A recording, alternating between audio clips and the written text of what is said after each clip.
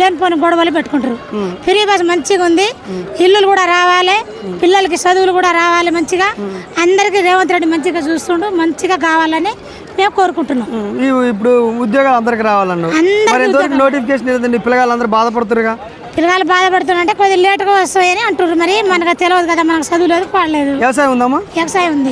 పొలం చేస్తారు మీరు? పొలం చేస్తాం. రైతు బంధు ఇవ్వట్లేదంట రేవంత్ రెడ్డి. రైతు బంధు 2 సార్లు 200 వేసిండు కదా, అందరికి ఎకరానికి వేసినట్టుగా. ఎకరానికి వేసిండు, 2 ఎకరాలకు వేసిండు, మళ్ళీ 2 విడత వేసిండుగా.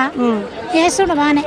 ఓట్లు కొన్నారా మంచిగా? మొన్న మంచిగా ఓట్లు కూడా మంచిగా పోయింది, కానీ కొద్దిగా యూరియా టైట్ ఉంది. యూరియా కొద్దిగా కష్టంగా ఏంది యాప్ ఏంది పరిస్థితి ఏంది ఏమో మరి మాకేం తెలుసు. పైన మోడీ రానియట్లేదో, మరి ఇక్కడ ఎవరు రానియట్లేదో.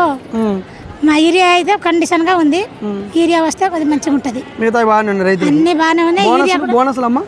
బోనస్ కూడా ఇప్పుడు గవర్నమెంట్ ఇచ్చిన వాళ్ళకి బోనస్ వస్తుంది. మన మిల్లులోకి చేసిన వాళ్ళకి బోనస్ ఆడ వస్తుంది.